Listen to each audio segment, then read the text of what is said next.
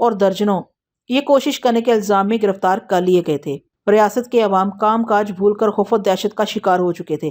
ہر طرف خوف، غربت، بیماری نے ڈیرے ڈال لیے اور نفسا نفسی کا عالم طاری ہو گیا۔ ریاست کا کام چند ظالم وزراء کے پاس تھا، جن کی نگران اعلیٰ نرملا تھی، جو شکنتلا کے ہر حکم کو کسی موکل کی طرح پورا کرتی۔ اس وقت شکنتلا محل کے خوبصورت باغ میں پانی کے رنگین فواروں سے مزین تالاب کے غبارہ کشتی پر لیٹی دھوپ سیک رہی تھی اور رنگین پانی کے ساتھ کھیل کر دل بہلا رہی تھی۔ اس کو تو فراغت ہی فراغت تھی، لہٰذا رات کے گلچھڑے اڑانے اور خون سے سیراب ہونے کے بعد دن بھر مختلف مشاغل سے دل بہلا کر آنے والی رات کا انتظار کرتی رہتی۔ شاہی لباس اور شاہی تاج کے ساتھ آنکھوں کو ہیرا کر دینے والے بناؤ سنگار اور دھیمی ہوا میں سرسراتی زلفیں اس کو ایک دیوی کا روپ بخش رہی تھی۔ اس کا دل گہرے اطمینان سے لبریز تھا۔ لمبے چوڑے تالاب کے چاروں کناروں پر خدمتگار کنیزیں، غلام اور حفاظتی اہلکار دمکتے لباسوں اور نئی وردیوں کے ساتھ جھک کر کمان پہنے کھڑے تھے، جس کی وجہ سے ان کی کمریں درد سے دوہری ہو رہی تھیں۔ لیکن ان کی اذیت سے شکنتلا کو کیا سروکار ہو سکتا تھا؟ وہ تو پتھر دل تھی۔ پانی کے رنگین فواروں کو دیکھتے دیکھتے اچانک شکنتلا کے ذہن میں چھپاکا ہوا کہ پانی کی جگہ یہاں اگر انسانی خون ہو تو کتنا مزہ آئے۔ شاہانہ مزاج میں فطور آتے ہی اس نے نرملا کو پکارا، جو ایک طرف تحت پوش پر ساڑی میں ملبوس بیٹھی تھی۔ نرملا گھٹنے گھٹنے پانی میں چلتی ہوئی کشتی کے پاس آئی اور جھک گئی۔ نرملا، شکنتلا رونت سے بولی، ریاست کا جادوئی حصار توڑنے کی کوشش میں کتنے لوگ اب تک پکڑے گئے ہیں؟ بے شمار ہے ملکہ حضور۔ ان سب کو لا کر اس تالاب کے کنارے پست کے بل لٹا کر باندھ دو۔ حکم کی تعمیل قلیل وقت میں مکمل ہوئی۔ جب تالاب کے چاروں طرف لاتعداد مرد و زن کو لٹا کر ان کی گردنیں تالاب میں جھکا دی گئی تو نرملا نے شکنتلا کے پاس آ کر خبر دینے کی رسم ادا کی۔ اب تم ہنجر یا چھری لے کر اپنے ہاتھوں سے ان کی شہرگیں کاٹتی جاؤ۔ جی؟ نرملا کو جھجری آ گئی۔ اس نے آج تک اپنے ہاتھ سے کسی انسان کو قتل نہ کیا تھا۔ پہلی بار اسے شکنتلا کے حکم سے اچنبھا ہوا تھا۔ جانتی ہو نا مجھے؟ شکنتلا کالا گلاب سونگھتے ہوئے خشمگین نگاہوں سے اسے دیکھتے ہوئے بولی تو نرملا کی ٹانگوں میں کپکپاہٹ شروع ہو گئی اور جو ملکہ کہہ کر پلٹی۔ اور سنو، شکنتلا شاہانہ انداز میں بولی، شہرک پوری نہیں کاٹنی، تھوڑی تھوڑی سی کاٹنی ہے تاکہ خاصی دیر تک خون آہستہ آہستہ نکلتا رہے اور ہم حکم عدولوں کی دیر تک آہوزاریاں سن کر لطف اٹھاتے رہیں۔ حکم حاکم مرگ مفاجات۔ نرملا نے چمکتی دھار اور لمبے پھل والی چھری اٹھائی اور پہلے قیدی کی شہرک کی طرف بڑھی۔ یہ ایک ادھیڑ عمر شخص تھا جو گگیانے اور کسمسانے کے ساتھ باواز بلند رحم طلب کرنے لگا۔ نرملا کا دل بسیجنے لگا، لیکن وہ خود مجبور تھی۔ بے شمار کنیزوں کے انجام اسے یاد آنے لگے تو وہ سر جھٹک کر چھری اس شخص کے گلے پر پھیرنے لگی۔ خون کی نالی میں مناسب کٹ لگا تو خون رسنے لگا اور ٹپ ٹپ تالاب میں گر کر پانی سرخ کرنے لگا۔ نرملا آنکھوں میں آنسو پی کر اگلے قیدی کی طرف بڑھی، جو بھاری بھرکم موٹی تازی عورت تھی۔ خون آلود چھری سامنے پا کر وہ چلانے لگی، لیکن بے سود، چھری نے اس کا لحاظ نہ کیا۔ نرملا کا اگلا شکار گھنی مونچھوں والا کڑیل جوان تھا، لیکن بے رحم چھری نے اس کا گلا بھی کاٹ ڈالا اور پھر تو ایک ترتیب سے گردنیں کٹنے لگیں، چیخو پکار بڑھنے لگی۔ کان پڑی آواز سنائی نہ دیتی تھی۔ ادھر تالاب انسانی خون سے سرخ ہو گیا۔ شکنتلا کی مستی بھی گردنیں کٹنے کے ساتھ ساتھ بڑھتی جا رہی تھی اور شکنتلا نیم دراز مسکرا کر ساری کارروائی دیکھنے میں محو تھی۔ خوشی اس کی آنکھوں اور بار بار کی بے اختیار مسکراہٹ سے عیاں تھی، اور نرملا جس نے کبھی مکھی نہ ماری تھی آج بیسیوں انسانوں کی گردنیں کاٹ چکی تھی۔ یہ ایک بالکل نوعمر، نرم نرم اور گول مٹول سی گوری رنگت کا لڑکا تھا، جس کی مسیں بمشکل ہی بھیگی تھی، جو آج رات کے لیے شکنتلا کا مہمان چنا گیا تھا۔ یہ دیکھنے میں بھی بچہ ہی لگتا تھا۔ شکنتلا نے رات محل کے چھت پر رنگرلیاں اور خون آشامی کا بندوبست کرنے کا حکم جاری کیا تھا، لہٰذا اس وقت شکنتلا کا پلنگ تاروں کی چھاؤں تلے تھا۔ شفاف آسمان کی آغوش میں لاکھوں ستاروں کا جھرمٹ تھوڑی دیر بعد ہونے والے نظارے کو دیکھنے کے لیے بے چین تھا۔ نومر لڑکا جسے شکنتلا بعد دوپہر شہر کی سیر کرتے ہوئے پکڑ لائی تھی، خوف و حیرت سے مسلسل شکنتلا کو تکے جا رہا تھا، اور شکنتلا لذت کام و دہن میں مشغول اسے دیکھ کر زبان پھیرنے والے آنے والے سرور انگیز لمحات کے تصور سے اسے دیکھ رہی تھی۔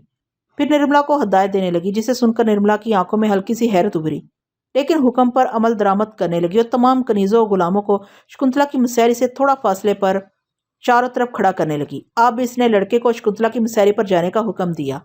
وہ ڈرتے ڈرتے آگے بڑھا تو نرملا نے اسے دھکا دے کر مسیری پر گرا دیا تو شکنتلا نے اس کی دونوں کلائیاں مضبوطی سے تھام کر زور سے کھینچا تو وہ اس کے اوپر آ گرا۔ شکنتلا نے اسے اپنی دیوانہ وار گرفت میں لے لیا۔ درجنوں کنیزوں غلاموں کی موجودگی سے بے نیاز اس کے ساتھ دست درازی اور چھیڑ چھاڑ کرنے لگی۔ آج شکنتلا نے جلوت میں خلوت منانے کا تہیہ کیا ہوا تھا۔ لڑکا کسمسانے اور شرم سے سرخ ہونے لگا، لیکن شکنتلا نتائج کے حصول کے لیے اپنے داؤ پیچ آزمائے جا رہی تھی۔ کہا یہ اس نے نیا طریقہ ایجاد کیا تھا۔ لڑکا بدحواس ہو چکا تھا، لیکن اس کے اندر کا مرد انگڑائی لینے لگا۔ شکنتلا ارد گرد کی چپتی نگاہوں سے بے نیاز مستی کی آخری چوٹی پر پہنچی تو اچانک اسے بستر پر کسی تیسرے وجود کا احساس ہوا۔ اس نے پلٹ کر دیکھا تو کچھ بھی نہ تھا۔ وہی شرمیلا لڑکا جو اس نے وہاں پر چھوڑا تھا وہی بیٹھا ہوا تھا، لیکن اگلے لمحے اسے پھر اپنی دائیں طرف ٹھوس وجود سے اپنا شانہ ٹکراتا محسوس ہوا۔ شکنتلا رک گئی اور غور سے خالی جگہ کو دیکھنے لگی۔ اب اسے ان چھوٹے موٹے شبدوں سے ڈر نہ لگتا تھا۔ کون ہے؟ وہ اس جگہ کو دیکھ کر بولی، لیکن کوئی جواب نہ ملا تو اس نے ہاتھ بڑھا کر جگہ کو ٹٹولنا چاہا تو اسے یوں محسوس ہوا جیسے کوئی موجود ہے پر نظر نہیں آ رہا۔ ابھی وہ سوچ ہی رہی تھی کہ اسے کوئی بھاری جسم اپنے اوپر گرتا ہوا محسوس ہوا تو اس کی چیخ نکل گئی۔ غائب وجود نے شکنتلا کو نیچے گرا لیا۔ کوئی مضبوط ہاتھ پاؤں کا مرد محسوس ہوتا تھا جس کے آگے شکنتلا بے بس ہو گئی، اور پھر وہی ہوتا چلا جس کی طلب شکنتلا کو نوخیز لڑکے سے تھی۔ لیکن مخالف کے نہ بولنے کے سبب شکنتلا پریشان ہو چکی تھی۔ اسی لمحے لڑکے کو نظر نہ آنے والے ہاتھ سے تڑاک تڑاک تھپڑ پڑنے شروع ہو گئے۔ اگلی رات پھر ایسا ہی تماشا ہوا جب شکنتلا نے ایک نوجوان سے سراب ہونے کی نیت سے جیسے ہی خوابگاہ کا دروازہ بند کروایا، نوجوان کو اوجھل ہاتھوں سے زوردار تھپڑ پڑنے شروع ہو گئے، اور پھر وہی نادیدہ وجود شکنتلا کا جوڑ جوڑ ہلا گیا۔ تیسری بار شکنتلا سنبھل چکی تھی، لہٰذا تیسرے دن جیسے ہی ایک نوجوان شکنتلا کی خلوت میں آیا تو حسب معمول دروازہ بند ہوتے ہی نظر نہ آنے والے ہاتھوں نے اس کا منہ چانٹوں سے سرخ کرنا شروع کیا تو اسی کو شکنتلا نے کالی دیوی کا شبھ جاپ پڑھ کر پھونک ماری تو چند لمحے مکمل خاموشی ہو گئی، اور پھر پھونک مارنے والی جگہ پر چچاہٹ پیدا ہوئی، چنگاریاں سی نظر آنے لگی، اور چنگاریاں اس لمحے دم توڑ گئیں جیسے ان پر کسی نے ٹھنڈا پانی ڈال دیا ہو۔ شکنتلا نے پھر منتر پڑھا، پھر چنگاریاں بڑھیں اور پھر چچا کر معدوم ہو گئیں۔ اس کے ساتھ ہی تڑاک کی آواز پیدا ہوئی اور شکنتلا کو اپنا بایاں جبڑا ہلتا ہوا محسوس ہوا۔ اسی آواز کے ساتھ شکنتلا مسحری سے کچھ دور جہاں وہ ہکا بکا نوجوان کھڑا تھا ایک انسانی وجود کی شبیہ غائب سے وجود میں ابھرتی محسوس ہو گئی۔ غور سے دیکھنے پر شکنتلا چونک گئی۔ سامری جی آپ؟ ہاں میں شکنتلا۔ سامری اب مکمل طور پر ظاہر ہو چکا تھا۔ اس کی آنکھیں نفرت سے شکنتلا پر گڑی تھیں۔ میں نے کہا تھا نا کہ اب تیرا وجود صرف سامری کے لیے ہے۔ سامری کے تجھ پر احسانات بھی ہیں اور سامری تجھ سے طاقتور بھی ہے۔ سامری جی آپ؟ شکنتلا نے پنتیرا بدلا۔ اس کو اپنا خواب اور اپنی چال یاد آ گئی۔ وہ دوڑ کر لپکی اور دھڑام سے سامری کی باہوں میں جھول گئی، اس کے لب و عارض سرخ کرنے لگی۔ میں تو اسی دن سے آپ کا انتظار کر رہی تھی، میں اپنے کہے پر نادم ہوں اور ہاتھ جوڑ کر معافی مانگتی ہوں۔ یہ کہتے ہوئے شکنتلا نے سامری سے لگ کر چھن چھن کرتی چوڑیاں، کلائیاں اور مہندی والے ہاتھ جوڑ دیے اور مسکراتے ہونٹوں اور شرارت بھری آنکھوں سے سامری کو دیکھنے لگی۔ شکنتلا کی غیر مشروط معافی اور معشوقانہ انداز سے سامری بہل گیا اور آگے بڑھ کر شکنتلا کے خوبصورت بدن میں کھو گیا۔ شکنتلا نے اپنی ترکیب پر فوری عمل درآمد کا فیصلہ کر لیا اور سامری کو حسن و عشق کی جنت کی سیر کرواتے ہوئے وادی میں لے گئی اور وادی کی بلبلیوں میں گم ہو گئی۔ شکنتلا کی خدمت کے لیے آیا ہوا نوجوان ایک طرف گمسم کھڑا رہ گیا۔ وہ ابھی تک اپنے منہ پر پڑنے والے تھپڑوں اور بند کمرے میں سامری کی آمد پر ششدر تھا۔ سامری ایک لمحے کو ٹھٹکا، لیکن شکنتلا نے ہنستے ہوئے اسے ہوا بھی نہ لگنے دی کہ وہ کیا کرنے والی ہے۔ ادھر سامری کو اپنی زبان پر کسی کرواہٹ کا احساس ابھر چکا تھا اور اسے اپنی زبان شدید ٹھنڈی ہوتی ہوئی محسوس ہوئی۔ وہ تڑپ کر شکنتلا سے لگ ہو گیا اور آنکھ تھو کی آواز اس نے قالین پر تھوکا تو اسے اپنے تھوک میں سبز رنگ کی موجودگی نظر آ گئی۔ اس نے حیرانگی سے شکنتلا کی طرف دیکھا اور کچھ کہنے کے لیے منہ کھولا تو کوئی لفظ ادا کرنے کی خواہش دل میں ہی دم توڑ گئی۔ زبان نے سرد ہو کر اس کا ساتھ دینے سے صاف انکار کر دیا، یعنی وہ قوت گویائی سے محروم ہو چکا تھا۔ تیز سے ٹھنڈی ہوتی ہوئی اس کی زبان برف کی مانند سرد اور پتھر کی طرح سخت ہوتی چلی گئی۔ اسے احساس ہو گیا کہ شکنتلا انجانے میں کوئی وار کر گئی ہے۔ سامری زور لگا لگا کر آواز نکالنے کی ناکام کوشش کرنے لگا۔ اسی سنا میں اس کی نظر قالین پر اس جگہ پڑی جہاں اس نے تھوکا تھا۔ اس وقت اس کی حیرت کی انتہا نہ رہی جب اسے تھوکنے والی جگہ پر قالین ایسے جلا ہوا نظر آیا جیسے اس پر کسی نے تیزاب پھینک دیا ہو۔ اب تمہاری بولنے کی ہر کوشش بیکار جائے گی سامری جادوگر۔ شکنتلا اس یقین کے بعد کہ اب سامری بے زبان ہو چکا ہے خوش ہو کر بولی۔ جواباً سامری اپنے گلے کو مسلتے ہوئے غصے سے اس کی جانب لپکا تو شکنتلا پھدک کر دوسری جانب کھڑی ہو گئی۔ کچھ پڑھ کر پھونکا تو سامری کے گرد دائرے میں آگ لگ گئی جو سطح زمین سے اوپر تھی، یعنی سامری کے گھٹنوں سے لے کر اس کے شانوں تک۔ شعلہ بار آگ میں سامری جھلسنے لگا کیونکہ وہ اس کا توڑ کرنے سے قاصر تھا۔ اسی سنا میں شکنتلا نے تالی بجائی۔ کنیز حاضر ہوئی تو شکنتلا نے فوجی دستہ بلانے کا کہا۔ تھوڑی دیر بعد چند محافظ خوابگاہ میں داخل ہوئے تو شکنتلا نے آگ بجھا دی۔ آگ سامری کے جسم کو جلا تو نہ سکتی تھی، مگر اس کی تپش سے سامری کا جسم سرخ ہو گیا تھا اور وہ سخت تکلیف میں تھا۔ یہ تکلیف اس کے چہرے سے آشکارا تھی۔ سامری کو بیڑیاں اور توق پہنا دیا جائے۔ शकुंतला रौनक से एल एहलकार थोड़ा झिझके क्योंकि सामरी की ताकत से वो आशना थे। डरने की जरूरत नहीं है, ये मिट्टी का माधु है। शकुंतला तमस्कराना अंदाज में हंसी तो फौजी एहलकार सामरी पर टूट पड़े और फिर थोड़ी देर बाद सामरी का जिस्म वजनी जंजीरों से जकड़ा जा चुका था। अब बेबसी इसके चेहरे पर उया थी। दिलावर हैरत से सामरी को देख रहा था जो बेड़ियों और तोक के वजन से दौरा हुआ जा रहा था। सामरी को शकुंतला ने ख्वाबगाह के अंदर एक नुक्कड़ में दीवार के साथ खड़ा करवा कर इसके दाएं बाएं सामने सलाहें लगवा दी थी और खूबसूरत शीशा हर तरफ लगवा कर इसको कैद कर लिया था। यूं महसूस होता था कि जैसे ये शीशे का घर हो। सामरी इसके अंदर खड़ी हालत में यूं कैद था कि हिलजुल भी ना सकता था। देखो दिलावर, शकुंतला फतूहात के नशे में सरशार जुल्फें झटक कर बोली, आज मैंने इस जादूगर को चूहेदार में फंसा लिया है जो खुद को जादूगरों का बादशाह कहता था। अब तू बोल, मेरा होगा कि नहीं? तेरी शर्त मैंने पूरी कर दी है और सामरी पर अपनी बर्तरी साबित कर दी है। दिलावर खुद परेशान था। वो तो सोच रहा था कि सामरी शकुंतला पर काबू पा लेगा और इसकी जान छूट जाएगी, लेकिन अब मामला गंभीर हो चुका था। दिलावर के ज़हन में सोचों के झक्कड़ चलने लगे। इसे कोई फौरी ऐसा फैसला करना था कि इसका ईमान भी बच जाए और जान भी महफूज रहे। ठीक है शकुंतला, लेकिन तुम तो जानती हो कि मैं अपनी बीवी गुजाला से टूट कर प्यार करता हूँ। इसे कोई अजियत नहीं देना चाहता। वो तो बरसों से अजियत से आ रही है। तुम ये मेहरबानी करो कि मुझे चंद दिनों की छुट्टी दो, मैं गुजाला को अपने घर छोड़ाता हूँ। ज्यादा चालाक बनने की जरूरत नहीं मुसलमान ज़ादे। शकुंतला एक लड़की जरूर नजर आती है, मगर मेरी उम्र 100 साल से ज्यादा है। तू फरार होना चाहता है? ये नहीं हो सकता। देखो शकुंतला, मैं मुसलमान हूँ। मुसलमान ना तो मौत से डरता है और ना वादे से फिरता है। तू इतनी ताकतवर है कि मेरे लिए फरार होना नामुमकिन है। तू भी मेरे साथ चल। हम दोनों गजाला को घर छोड़कर और इसको इतनी दौलत देकर आ जाते हैं। वो बकाया जिंदगी आराम से गुजार सके ताकि इसे ज्यादा दुख ना हो और फिर मैं यकसुई से यहाँ रह सकूं। ठीक है, तुम्हारी ये शर्त भी मंजूर है। और फिर दिलावर और शकुंतला दोनों गजाला को इसके गांव छोड़ने गए। शकुंतला आम से लिबास में इनके साथ थी। गांव के लोग दोनों मियाँ बीवी को देखकर हैरान हो गए। इनके ख्याल में ये दोनों मर खप चुके थे। शकुंतला के लिए दौलत कोई मसला ना थी। इसने चंद ही दिनों में गजाला के लिए एक बहुत बड़ी हवेली खरीदी थी। उसे जदीद सहूलतों से मुज़य्यन कर दिया, नौकर चाकर भी रख दिए और फिर हराजात के लिए गजाला को बहुत सी नकदी और जेवरात और कुछ जागीर अता कर दी ताकि वो अपनी बसर औकात खुशहाली से करती रहे। और फिर एक दिन वक्त रुखसत आन पहुंचा तो गजाला ने रो रो कर अपना बुरा हाल कर लिया। तो दिलावर ने उसे हौसला रखने और हिम्मत बांध लेने की तलकीन की। देखो गजाला, अब इसके सिवा कोई चारा नहीं। शकुंतला बहुत बड़ी जादूगरनी है। मैं नहीं चाहता कि मेरे साथ तू भी किसी मुसीबत का शिकार हो जाए। अल्लाह ने चाहा और जिंदगी रही तो मैं तुमसे आन मिलूंगा। मैं आपके बगैर मर जाऊंगी सरताज। गजाला दिलावर के सीने से लगकर रो पड़ी। आखिर हमारे इम्तिहान के दिन कब खत्म होंगे? जुल्म की तवील रात कब खत्म होगी? हमारे सुख का सूरज कब तुलू होगा? हौसला रखो गजल।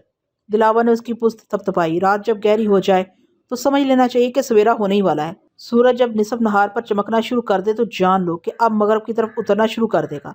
दर्द जब हद से बढ़ जाए तो दवा बन जाता है। जुल्म जब सारी हदें फलांग ले तो इसका मिटना फितरी तकाजा होता है। नेकी और बदी की लड़ाई में फतह बिलाकर हक परस्तों की होती है। दिलावर की आवाज़ भी गुलगेर हो चुकी थी। मैं कसम खाता हूँ तेरे पाक दामन की कि या तो शकुंतला को अल्लाह के फजलो करम से फना कर दूंगा या फिर शहादत को गले लगा लूंगा, मगर तेरे हक पर किसी को डाका ना डालने दूंगा। सरताज छोड़ दीजिए मुझे और शकुंतला को अपना लें। गजाला रोती हुई दिलावर के कदमों में गिर गई। मैं नौशाबा के बाद अब आपके मरने की खबर ना सुन सकूंगी। कम से कम मुझे ये तो इत्मीनान रहेगा कि आप खुशो खुरम हैं। नहीं गजाला, दिलावर आहनी दीवार की तरह खड़ा हो गया। आपने मोतियों को जमीन पर ना गिरने दो और हौसलों को समेटे रखना। मैं इंशाल्लाह एक दिन जरूर इस नागन का सर कुचल कर रख दूंगा। इसका जिंदा रहना वैसे भी पूरी इंसानियत का कत्ल है। और यूं शकुंतला ने अपनी जादूगरी के बलबूते पर मियाँ बीवी में दूरियां हायल कर दी। और फिर शकुंतला और दिलावर जैसे ही शीश महल में जाकर जाहिर हुए तो शकुंतला को अपनी सांसें रुकती हुई महसूस हुई। इसके दिल की धड़कन यकदम तेज हो गई और गए वक्तों की तलख अमेज परछाइयां इसकी आंखों के सामने लहराने लगी। शकुंतला के कमरे से बाहर बरामदे में गुरु नारायण अपनी मुकरू शक्ल लिए जलवा फरोज था। आओ आओ शकुंतला देवी। गुरु नारायण जो एक दीवार के सहारे खड़ा था सीधा होकर चलता हुआ शकुंतला की तरफ बढ़ा। मुझे अवश्य तुम्हारा ही इंतजार था। मेरे भैरव मुझे बता चुके थे कि देवी जी कदम रंजा फरमाने ही वाली हैं।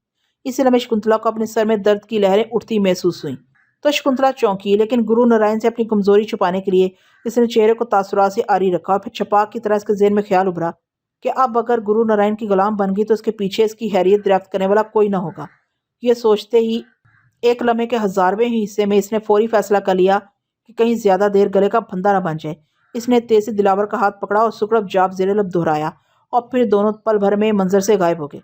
गुरु नारायण परेशान हो गया क्योंकि इसके ख्याल में शकुंतला इतनी बड़ी जादूगरनी ना थी कि अचानक यूं गायब हो जाएगी। वो सोच रहा था कि ज्यादा से ज्यादा किसी परिंदे या सांप का रूप धार कर भागने की कोशिश करेगी। لیکن وہ تو ساتھ والے آدمی سمیت غائب ہو گئی۔ شکنتلا دلاور سمیت ایک لکودک صحرا میں ظاہر ہوئی۔ چاروں طرف ریت کے مرغولے اڑ رہے تھے۔ ابھی وہ ارد گرد کا جائزہ لے ہی رہی تھی کہ گونجدار آواز کے ساتھ گرو نارائن ظاہر ہوا اور کہکا لگا کر بولا، اب تیری حیثیت پانی کے چھوٹے تالاب میں تیرتی مچھلی کی طرح ہے جسے آسانی سے پکڑا جا سکتا ہے۔ چپ چاپ گرفتاری دے دو، ورنہ پکڑ تو میں تجھے لوں گا ہی، لیکن پھر میں تجھے اتنی اذیت سے قید رکھوں گا کہ تو موت مانگے گی اور موت بھی تجھے دے کر منہ موڑ لے گی۔ گرو نارائن کی پیشکش پر غور کرنے کی بجائے شکنتلا کو اس کے جملے کے اندر اپنی نجات کی کرن نظر آ گئی۔ وہ تھا پانی۔ شکنتلا کو یاد آیا کہ جب پریا فرار ہو رہی تھی تو سامری نے اسے بتایا تھا کہ کھلے پانیوں کے بیچ جادو بے اثر ہو جاتا ہے۔ یہ خیال کے ذہن میں آتے ہی شکنتلا زیر لب منتر پڑھنے لگی۔ اسی وقت اس کے دماغ میں درد کی لہریں زور پکڑنے لگی تو شکنتلا نے تیزی سے منتر مکمل کیا اور دلاور کا ہاتھ تھام کر غائب ہوگی۔ اب کی بار جب دونوں ظاہر ہوئے تو شکنتلا کے ساتھ دلاور بھی حیرت سے دیکھنے لگا۔ ان کی آنکھوں کے سامنے ٹھاٹھے مارتا نیلا سمندر تھا۔ پانی کا اتنا بڑا ذخیرہ ان دونوں نے پہلے کبھی نہ دیکھا تھا۔ حالانکہ شکنتلا نے ایک دفعہ پہلے بھی سامری کے ساتھ پریا کا پیچھا کرتے ہوئے خلیج بنگال دیکھا تھا، لیکن اس وقت بھی سرسری سا ہی تھا۔ اس وقت ساری توجہ پریا پر تھی۔ دونوں گیلی ریت پر کھڑے کھلے سمندر میں چلنے والی کشتیوں اور بڑے بڑے جہازوں کو حیرت سے دیکھ رہے تھے۔ ان کے قریب ہی ایک بہت بڑا بحری جہاز جس کا رنگ سفید تھا زور زور سے بھونپوں بجا رہا تھا۔ جہاز سے بندرگاہ تک چھوٹی کشتیاں پہلو بہ پہلو ایک دوسرے سے بندھی کھڑی تھی، جن کے اوپر تختے لگے ہوئے تھے۔ ان تختوں سے گزر کر مسافر جہاز میں سوار ہو رہے تھے، جبکہ کلی ان کا سامان اندر پہنچانے میں مصروف تھے۔ بوپو کی آواز سن کر مسافروں میں ہلچل مچ گئی اور وہ تیزی سے اپنا کام نپٹانے لگے۔ شکنتلا دلاور کا ہاتھ مضبوطی سے تھامے جہاز کے اندر گھستی چلی گئی۔ اول تو انہیں کسی نے پوچھا ہی نہیں تھا، پوچھ بھی لیتے تو کیا تھا، وہ تو روپ بدل کر بھی جا سکتی تھی۔ یہ جہاز کا ایک ویران کونا تھا۔ ابھی تک گرو نارائن نہیں آیا تھا، حالانکہ شکنتلا کو یقین تھا اس کے بھیرو موکل اسے ضرور لے آئیں گے اس سے قبل صحرا میں بھی شکنتلا اور دلاور کی آمد کے کچھ دیر کے بعد گرو نارائن اس کے سامنے حاضر ہو کر مسکرانے لگا تھا۔ میری غلام، مجھ سے بچ کر کہاں جا سکتی ہے تو؟ گرو کی آواز سن کر شکنتلا کا رنگ پھر پیلا پڑنا شروع ہو گیا، لیکن اس لمحے خفیف جھٹکے سے بحری جہاز حرکت میں آ گیا۔ ادھر شکنتلا کے سر کے اندر درد کی لہریں ہولے ہولے اٹھنا شروع ہو گئیں، لیکن سامری کی بات پر اسے وشواس تھا۔ بول کہ تو میری غلام ہے، گرو نارائن گرجا۔